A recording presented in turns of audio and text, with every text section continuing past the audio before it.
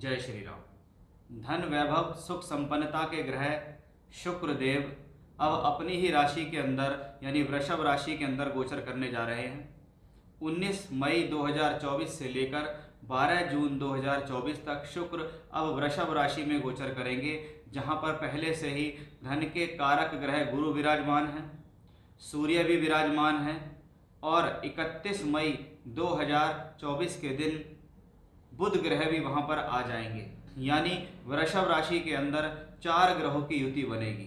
ये चारों ग्रह मिलकर क्या करेंगे, खास तौर पर क्योंकि शुक्र ग्रह यहाँ अपनी ही राशि के अंदर विराजमान होंगे, उसके साथ अन्य 3 ग्रह भी चलेंगे, तो ये चारों ग्रह मिलकर आपको क्या प्रभाव देंगे, यही हमारा आज का इस खास वीडियो है, जिसमें मैं आपको बताऊंगा कि अब आपकी राशि से ये ग्रह किस भाव में गोचर कर रहे हैं, किस भाव के स्वामी होकर गोचर करेंगे, क्या प्रभाव देने वाले हैं। क्योंकि शुक्र ग्रह को भी हम फाइनेंस का कारक कहते हैं, जहाँ पर भी सुंदरता, आकर्षण, धन, वैभव, सुख संपन्नता, मॉडलिंग, सिंगिंग, डांसिंग, किसी प्रकार की साजो सजावट या फाइनेंस या पैसा या लिक्विडिटी पैसे की, जहाँ पर भी ये सब चीज़ें आती हैं वहाँ पर शुक्र का अधिकार होता है। इसलिए काल पुरुष की कुंडली के अंदर यानी मेष लगन की कुंडली में दूसरा घर शुक्र का अधिपति होता है और अब शुक्र वहाँ उसी दूसरे घर यानी वृषभ राशि में गोचर करेंगे। इस दौरान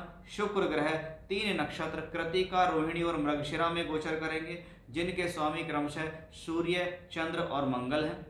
जहाँ रोहिणी में तो चंद्रमा को उच्च ही माना जाता है, क्योंकि चंद्रमा भी वृषभ राशि में उच्च के होते हैं और रोहिणी नक्षत्र उनका प्रिय है। इसलिए शुक्र ग्रह का वृषभ में जाना जीवन में सुंदरता, आकर्षण, साथ ही साथ किसी प्रकार की लग्जरी को बढ़ाने वाला होता है। शुक्र ग्रह वाहन का कारक है, तो जीवन में इस चीज को भी फल देगा। इस दौरान भले ही शुक्र ग्रह सूर्य द्वारा अस्त होंगे, लेकिन यहाँ पर ग्रह का अपनी ही राशि में जाकर अन्य ग्रहों के साथ मिलना इस शुक्र के अस्त होने के फल में भी कमी करेगा। यानी यहाँ शुक्र अस्त होकर भी अच्छे फल देने में सक्षम होंगे। जिन लोगों को अपने जीवन में सूर्य, गुरु, शुक्र या बुध से संबंधित दशाएं चल रही हैं, उस पर इनका खासा प्रभाव होगा। अगर आपकी कुंडली के अंदर वृषभ राशि के अंदर कोई प्लेनेट बैठे हैं, तो वो प्लेनेट कहीं ना कहीं कृत्तिका, रोहिणी और मृगशिरा नक्षत्र में ही होंगे और उन्हीं के ऊपर इन ग्रहों का ट्रांजिट भी रहेगा, तो ये आपके लिए और ज़्यादा खास हो जाता है। जहां हम गुरु, शुक्र और बुध की एक बात करते हैं, शास्त्र कहता है गुरु, शुक्र, बुध एक साथ हों या एक दूसरे से केंद्र त्रिकोण भाव में बैठे हों, तो ये सरस्वती योग है।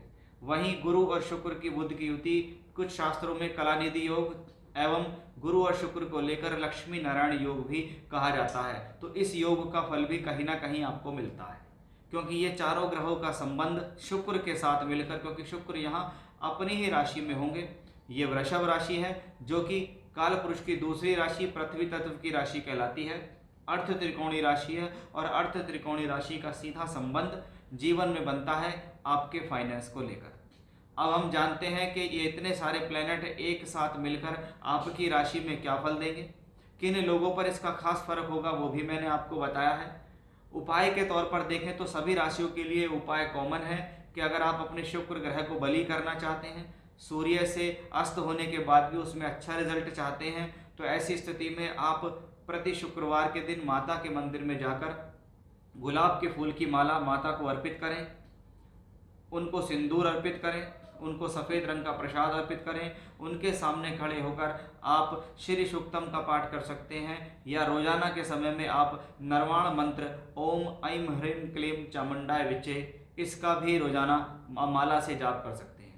प्रतिदिन आप चाहें तो श्री सूक्तम व निर्वाण मंत्र की माला का जाप इस दौरान करेंगे तो आपके लिए फायदेमंद होगा।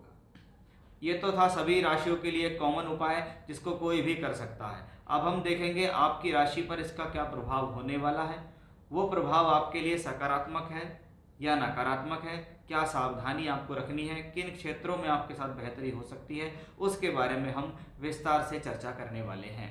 देखते हैं कि सिंह राशि के जातकों के जीवन में इसका क्या प्रभाव होगा। सिंह राशि के लिए ये घटना राशि से 10वें स्थान में घट रही है। 10वें घर का मालिक दशम भाव में है। 10वें घर में शुक्र बैठकर, क्योंकि केंद्र में बैठा है, तो मालव्य राजयोग बनाता है। यानी शुक्र के अंदर 2 तरीके की बेहतरी हमें यहाँ देखने को मिलती है। पहली सकारात्मकता क्या है कि शुक्र अपने भाव में है, भाव का स्वामी भाव में है, तो भाव को बढ़ाएगा। ये भाव किस चीज़ का है? कर्म, कार्य क्षेत्र, नौकरी, व्यापार का है। यानी ये कर्म की स्थिति को बेहतरी करेगा, ये व्यापार को बढ़ाने वाला होगा, ये नौकरी दिलाने वाला होगा, ये नौकरी के क्षेत्र में तरक्की दिलाने वाला होगा, ये प्रमोशन, आमदनी में वृद्धि को कराने का संकेत है, क्योंकि शुक्र यहाँ बैठे हैं। शुक्र मालव्य राजयोग बनाते हैं, यानी सुख साधनों में वृद्धि, कोई वाहन खरीदना, कोई इलेक्ट्रॉनिक आइटम खरीदना, कोई भूमि जमीन जायदाद प्रॉपर्टी से संबंधित स्थितियां करना भी इसी कॉम्बिनेशन में दिखाई देता है, वो भी हमें शुक्र से ही दिखता है। शुक्र दशमेश होकर दशम में, यानी अब का पूरा फोकस आपके कार्य क्षेत्र में रहेगा। शुक्र दशमेश होकर दशम में, यानी कार्य क्षेत्र में वृद्धि का संकेत दिखाई देगा। अब इसके साथ है सूर्य राशि का मालिक होकर यहाँ पर बैठा हुआ है, तो क्या है, हमें जो भी कुछ मिल रहा है वो हमको मिलता है। और हम कौन हैं? हम लगन के स्वामी हैं, हम राशि के मालिक हैं। और वो सूर्य भी यहाँ आ गया जो दशम भाव में दिग्बली होता है, यानी राज्य सरकार से संबंधित कार्य, अधिकारी वर्ग से जुड़े होने वाले कार्य, ठेकेदारी, राजनीति, सरकारी क्रियाकलाप से जुड़कर लाभ लेने का योग हम सूर्य के साथ कह सकते हैं। ये मान सम्मान में वृद्धि का योग है। वहीं पंचम भाव का स्वामी गुरु भी आया, यह स्थिति शिक्षा, विद्या, बुद्धि के लिए शुभ है।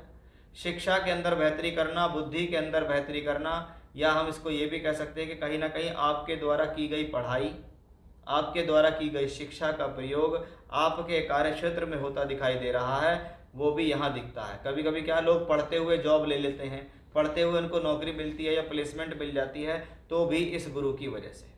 और इस पूरे राजयोग धनयोग के अंदर 4 चांद लगाने आ जाएंगे बाद में बुध ग्रह, जो आपकी राशि से दूसरे और 11वें घर के मालिक हैं। धनयोग बनाते हैं 30 मई के बाद बुध भी इसको ज्वाइन करेंगे, यानी ये कॉम्बिनेशन भी आपके लिए शुभ हुआ। अगर आप देखें राशि, दशम, पंचम और धन योग, ये चारों ग्रहों का मिलकर यहाँ मिलन हो गया, तो भैया ये तो राजयोग भी और धन योग भी है, और दशम भाव में बनता है। इसका मतलब ये प्लेनेट कहते हैं कि हम आपकी प्रोफेशनल लाइफ को गेन करने के लिए आ रहे हैं, हम आपका पैसा बढ़ाने के लिए आ रहे हैं, आपको धन देंगे, यानी प्लैनेट्स का सहयोग आपको पूरा है। अगर गोचर के देख रहे हैं सिर्फ हम, तो गोचर के हिसाब से स्थितियाँ पूर्ण रूप से मजबूत हैं। आपकी कुंडली के अंदर भी दशा अगर आपको चल रही है, तो आपको उतने ही गुना फलों में वृद्धि भी होती चली जाती है। यानी कुल मिलाकर ये था सिंह राशि के जातकों के लिए शुक्र ग्रह जब दशम में स्वराशि और मालव्य योग बनाएंगे तो क्या फल देंगे। जय श्री राम।